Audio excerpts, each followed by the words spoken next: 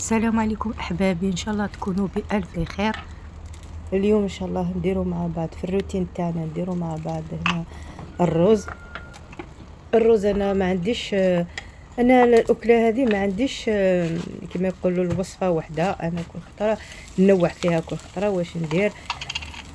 هنا درت، هنا نقلي، درت شويه الزيت وصدر تاع النص صدر تاع الدجاج درتو يتقلى. درت لهم هنا طوماطيش، درت طوماطيش، البصله والثوم رحيتهم. ندير كل شيء مع بعض، نخليهم يتقلاو.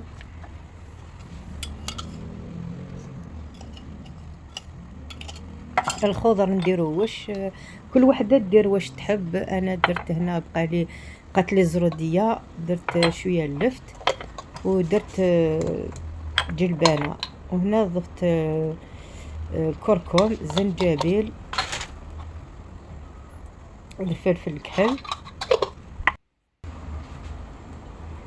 هنا ورقة الرد، ونخليهم يتقلاو شوية. انا قلت لكم ما عنديش وصفة واحدة، انا كل خطرة واش ندير في الاكلة تاعي. انا ما شدش في وصفة واحدة، كل خطرة واش نزيد فيهم، وكل وحده حرة دير واش تحب ولا واش يحبوا افراد العائلة. انا قلت لكم كل خطرة واش ندير في الاكله تاعي. هنا درت فلفل حلو كنت جمدته، هكذا نخلط مليح.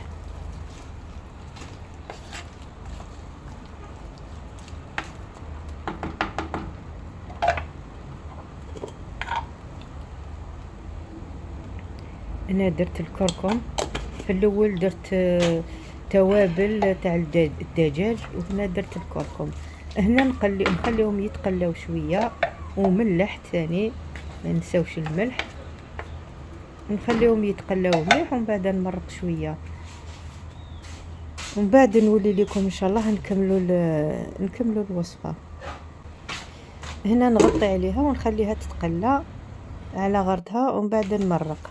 هنا بعد ما تقلت شويه، تقلات قلنا كيما الزروديه واللفت والجلبانه ياخذوا شويه وقت في الطياب. وهنا نزيد لها شويه لا كورجات ولا القرعه، نزيد نخليها تطيب معهم. تقدري تاني تزيدي بطاطا ثاني تقطعيها، وكل وحده دير واش تحب. الخضر هذا يرجع ليك. هنا نزيد نخليهم يتقلاو شويه، ومن بعد نمرق.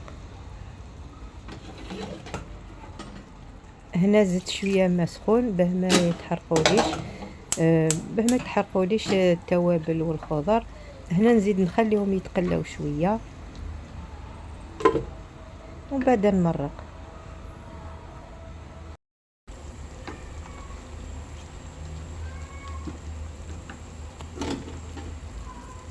هنا بعد ما تقلت مليح الخضر، نضيف لها الان الماء، ونزيد نخليها طيب الخضر والدجاج تاعنا.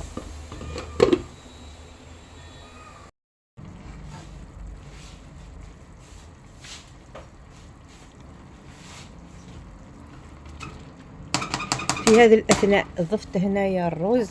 انا الرز غليته شويه في الماء والملح. كاين اللي تضيف الرز مباشره، انا هذه هي الطريقه تاعي. كيما الرز والمقارون سباغيتي دائما نطيبهم وحدهم، كل وحده وطريقتها. انا طيبتها شويه، سما خاصله شويه برك للرز يطيب. هنا نزيد له شويه ماء ونخليه ولا لاصوص، ونخليه يزيد يطيب لنا الرز، ومن بعد نولي لكم ان شاء الله. هنا راني نزيد لها في لاصوص. انا كنت قلت لكم دائما نحي لاصوص على جهه، سما دي فوا اوليو تضيفي الماء تضيفي من الاحسن لاصوص. وكاين قلت لكم اللي يحب حاجه ناشفه، كاين يحب حاجه فيها شويه لاصوص. ومن بعد نولي لكم ان شاء الله في صحن التقديم. هنا الرز تاعنا صار واجد، جا بسم الله ما شاء الله. انا قلت لكم خليت شويه لاصوص، اللي يحب يدير لها شويه لاصوص، ورافقتها هكذا بسلطه خضراء. نقول لكم السلام عليكم، الى فيديو اخر ان شاء الله.